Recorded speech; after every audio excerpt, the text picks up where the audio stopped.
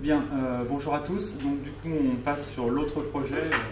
Je vais mettre un instant Nebula pour V3Apps. Donc je suis Jean-Patrick Gelas, je suis maître de conférence à l'Université Lyon 1 et membre du laboratoire LIP. Je suis biologiste. Et donc je vais faire une brève introduction à ce projet qui s'appelle V4Apps et qui traite non plus du cloud. Tu peux passer sur le suivant. Non, non, c'est pas bien ça.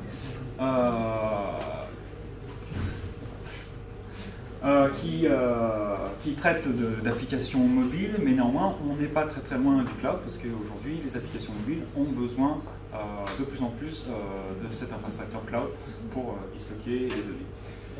Alors donc les objectifs de Nebula ou de V4Apps sont quasiment identiques. C'est de fournir du contenu pédagogique, c'est de fournir la possibilité à la population de se former pour pouvoir trouver un emploi et gagner de l'argent.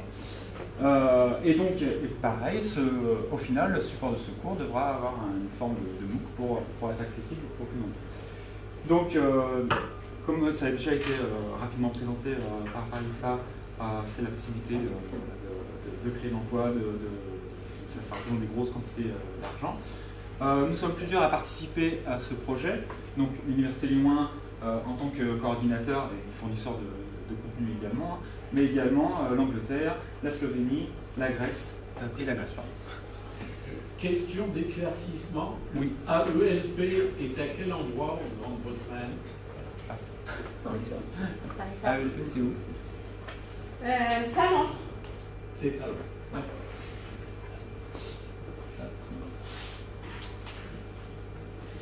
Donc, comme je disais, l'objectif est un petit peu identique pour Nebula, c'est de proposer une formation professionnalisante, mais dans le domaine du développement, du design et du business des applications mobiles. C'est à destination de tous, donc, voilà, j'ai mis entrepreneurs, employés, travailleurs indépendants, mais également étudiants, chômeurs, enfin qui que ce soit qui souhaite vouloir se former et un emploi dans ce domaine. C'est un projet qui est porté par la communauté européenne, donc qui est financé sous forme de projet de financement type Erasmus+. Donc la finalité d'améliorer l'éducation en Europe et au-delà. Hop. Alors, donc tout est parti d'un constat. Il y a un réel besoin de compétences dans ce domaine-là, des applications mobiles. Et on s'est rendu compte qu'il ne suffisait pas juste d'avoir suivi une formation d'informaticien pour pouvoir prétendre à faire du développement sur applications mobiles. Néanmoins, on s'est rendu compte aussi que même les gens qui n'étaient pas informaticiens pouvaient contribuer d'une certaine manière au développement des applications mobiles, à la mise au point de ces applications mobiles. C'est aussi un domaine où ça demande quand même des compétences pointues, assez particulières. On ne peut pas s'improviser, de se dire du jour au lendemain, tiens, je vais faire des applications mobiles parce qu'a priori ça rapporte de l'argent. Donc il faut quand même avoir des compétences. Donc vraiment ça a du sens de mettre au point ces formations. Alors, j'ai fait un petit historique de comment on a fonctionné. On a commencé le projet par un état de l'art pour savoir de manière un peu exhaustive quelles étaient toutes les compétences qui étaient nécessaires pour avoir l'idée d'une nouvelle application, la concevoir, faire qu'elle fonctionne bien, et puis ensuite la déployer et peut-être même en vivre. Donc voilà, on parle de design et de business. Ensuite, à partir du moment où on a fait cette liste exhaustive de compétences requises, on a fait un sondage, on est allé voir les gens qui étaient du domaine, qui s'étaient déjà confrontés au développement d'applications mobiles, qui essayent peut-être même d'en vivre, et on leur a dit, mais qu'est-ce qui vous manque le plus quand vous cherchez à recruter un ingénieur ou quelqu'un qui va vous aider à développer ces applications mobiles? Est-ce que c'est un développeur, un codeur, en Objective-C pour iOS, en Java pour Android? Et il est ressorti des résultats intéressants de ce sondage. Voilà, hop, je passe directement au résultat de l'enquête. Voilà les besoins en compétences que j'ai listés ici, et qui vont donc nous être détaillés par Jean-Philippe et Frédéric ensuite. Donc, juste pour les citer, on a besoin de compétences en conception d'interface utilisateur. J'ai essayé de traduire en français, User Interface Design, en design d'expérience utilisateur, ce qu'on appelle le Usability Testing, et en emotional design, on essaie de traduire par design émotionnel. Donc il va vous être écrit, et ensuite Frédéric prendra la suite pour vous expliquer quels sont les manques dans le domaine donc des développements des applications mobiles et surtout de la distribution dans l'aspect marketing et monétisation de ces applications. Voilà, merci. Je vais prendre le relais pour vous expliquer un petit peu le contenu au niveau design. Donc, là, je me présente, je m'appelle Jean-Philippe Faroggia, je suis enseignant-chercheur au département informatique. Oui, plus fort, d'accord. Je suis enseignant-chercheur au département informatique de l'IUT, l'Université Lyon 1, et je suis également responsable d'une licence professionnelle dédiée au développement mobile. Donc, Parissa m'a demandé de participer à ce projet, et notamment sur la partie qui concerne les compétences nécessaires en design. Alors, on a essayé de mettre sur pied quelque chose qui correspondait à la demande suite au sondage qui a été effectué au lancement du projet, et on a identifié donc ces trois compétences-là. En fait, il se trouve que des ressources sur tout ce qui est compétences techniques pour programmer un device mobile, c'est quelque chose qu'on trouve très facilement. Il y a beaucoup de cours en ligne qui sont de très bonne qualité pour apprendre Objective-C, pour apprendre Swift, pour apprendre le SDK Android, Java, etc. C'est-à-dire que la technique en soi, la technique de développement d'applications mobiles n'a pas foncièrement besoin d'un nouveau MOOC sur le sujet. Il y en a déjà plein qui sont très bons. Par contre, la partie technique ne représente qu'une petite partie, finalement, de la réussite d'une application mobile. Et quand on parle de design, là, il y a beaucoup moins de choses. Et il y a ces trois compétences-là qui ont, on va dire, émergé, qui semblent importantes. Donc la première, c'est l'ergonomie. Ça, je pense que tout le monde en a une idée relativement précise. C'est le design de l'application conçu de manière à satisfaire les besoins utilisateurs. C'est-à-dire qu'il faut que l'application soit, on va dire, conçue de manière à ce qu'elle soit facile à utiliser, user-friendly. Je vais revenir un petit peu dessus un peu plus tard. Ensuite, il y a le design d'expérience utilisateur. L'expérience utilisateur, ça veut dire que l'utilisateur doit être satisfait de l'utilisation de l'application. Donc pour ça, il faut pouvoir répondre à ses besoins de la manière la plus rapide possible. Dans le cours consacré à cela, on commence par dire que le design d'expérience utilisateur n'existe pas en tant que tel, c'est-à-dire que c'est pas possible. Donc effectivement, ça part plutôt mal pour un cours, mais il y a quand même tout un tas de choses qu'on peut faire à ce niveau-là, il y a des modèles qui existent. Et enfin, la cerise sur le gâteau, j'ai envie de dire, c'est le design émotionnel. Design émotionnel, emotional design en anglais. Donc comme vous l'a dit Jean-Patrick, on a tenté une traduction dont on n'est pas certain qu'elle soit tout à fait valide, mais bon, on essaie quand même.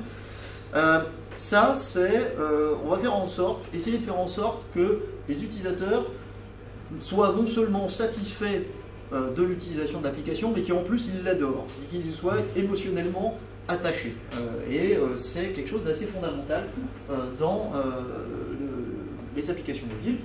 Et c'est tout à fait lié à la suite, la partie business et marketing, que va vous détailler Frédéric un peu plus tard. Donc ces compétences-là, en fait, comme je vous l'ai expliqué, elles sont rares dans les enseignements techniques, pour ne pas dire inexistantes. Dans la licence dont je m'occupe, il n'y a que 16 heures qui sont consacrées sur un seul des points, l'ergonomie. Et les étudiants nous ont dit cette année, donc ça vient des étudiants qui sont tous en alternance, donc ils travaillent tous en entreprise, nous ont dit bah, c'est pas assez, il en faudrait plus. Donc ça tombe bien qu'on travaille sur ce MOOC, puisque bah, on va ajouter du contenu dans un diplôme de Lyon 1 à partir de l'an prochain. Alors pourquoi c'est rare? Bah, tout simplement parce que c'est pas fondamentalement technique en fait. Ça l'est un peu, mais pas uniquement. C'est des compétences qui sont entre artistiques, ou plutôt entre sciences humaines et techniques. Ça nécessite une connaissance technique, c'est-à-dire que le prérequis pour pouvoir appliquer ça, c'est d'avoir au moins, on va dire, une connaissance a priori de comment fonctionne une application mobile et ce qu'on peut faire avec, mais ça nécessite aussi des compétences qui relèvent plutôt des sciences humaines.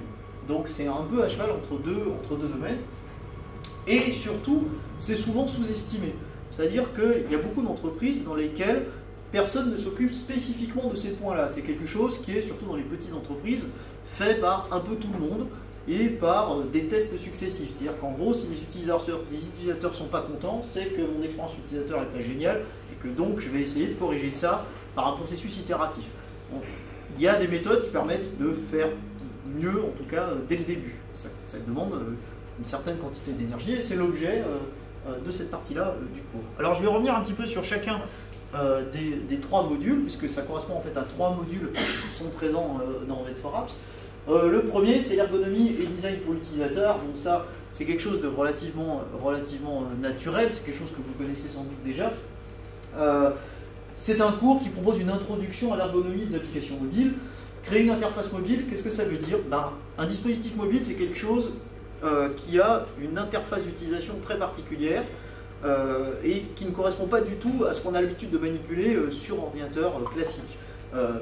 Déjà, c'est uniquement par écran tactile. Donc on a un écran qu'on touche avec les doigts, on peut toucher plusieurs endroits en même temps. Ensuite, il n'y a pas de fenêtrage sur mobile, il n'y a pas non plus de menu au sens classique où on l'entend.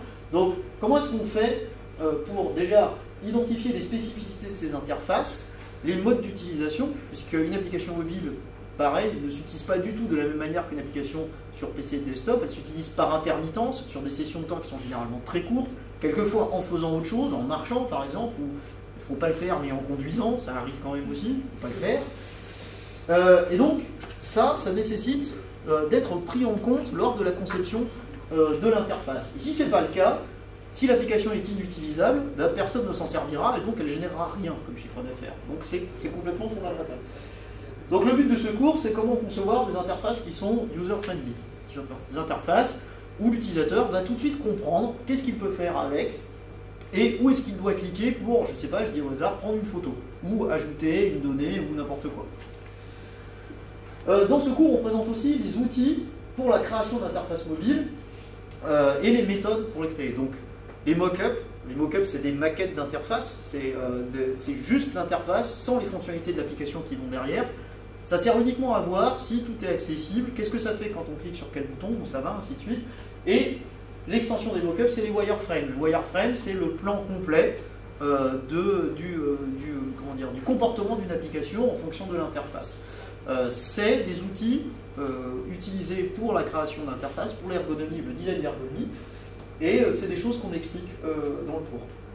Et enfin, comme je vous l'ai dit, le design, ça nécessite une connaissance a priori de la technique mobile, c'est-à-dire des possibilités qui sont derrière.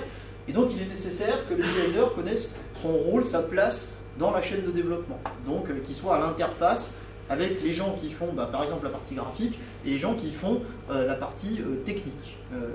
Ça, on ne peut pas concevoir l'application et puis mettre l'ergonomie en dernier tout à la fin. C'est pas possible, c'est quelque chose qui est conçu en parallèle. Les deux sont introduits en parallèle.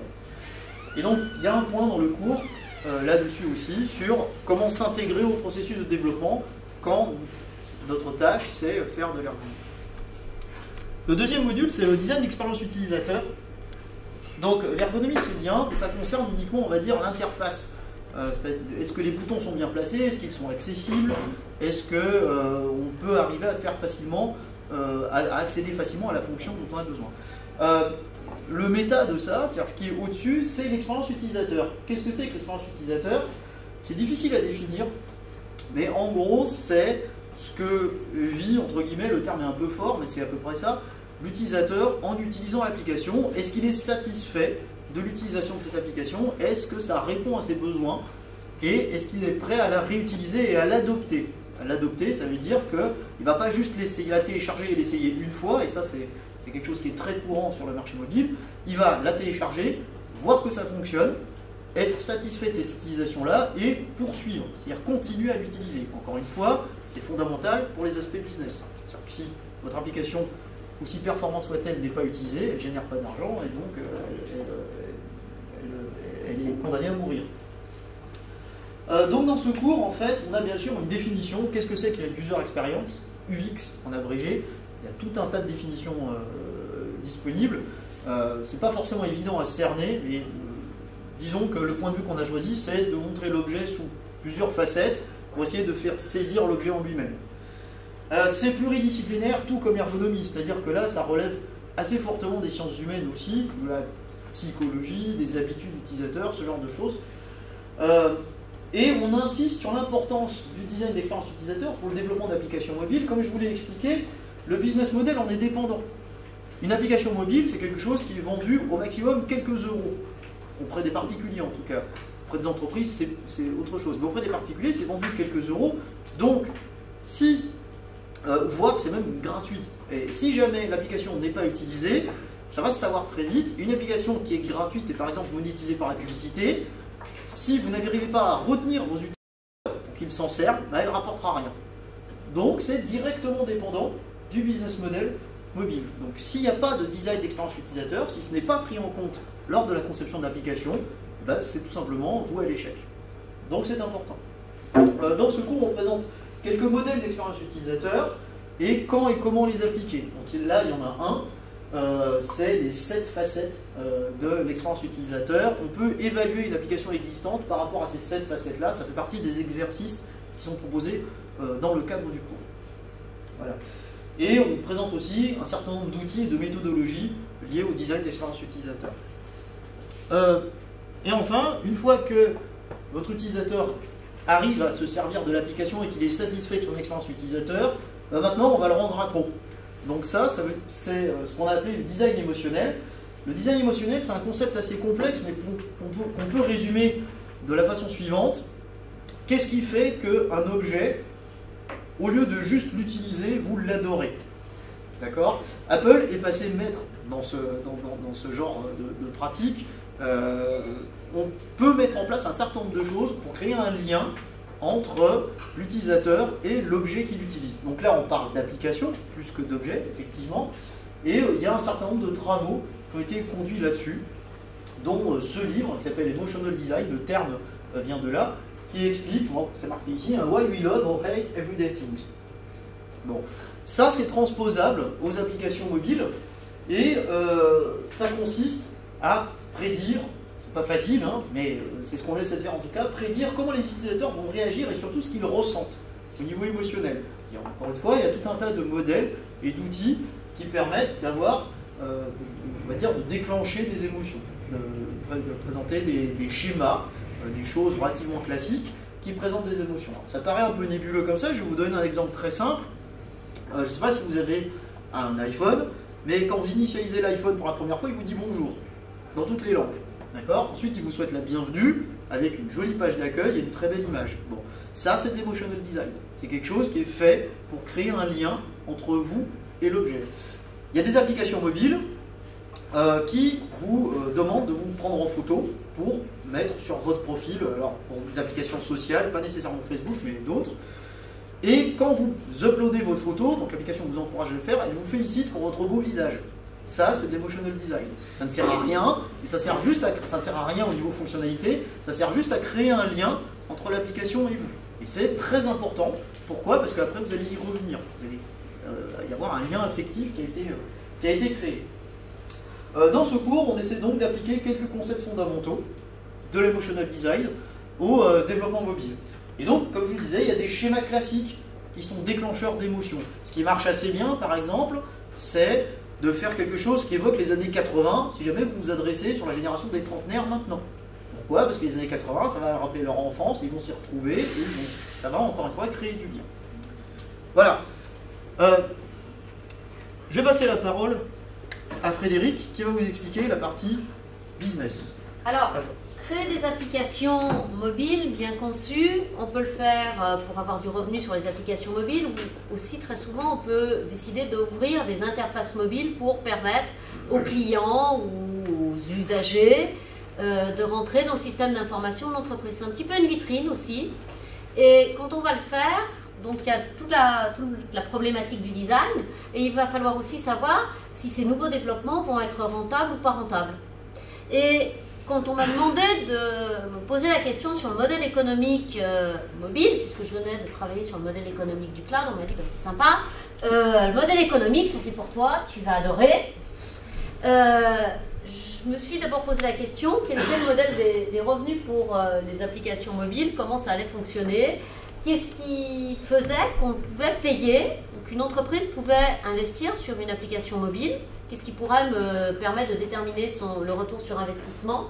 Et puis, une autre petite question qui m'a titillé très vite, c'est le marketing, parce que je crois qu'en informatique, alors moi je viens du monde des réseaux, des télécoms, où on est, paraît-il, des pros de l'acronyme, compris aussi au niveau de la sécurité.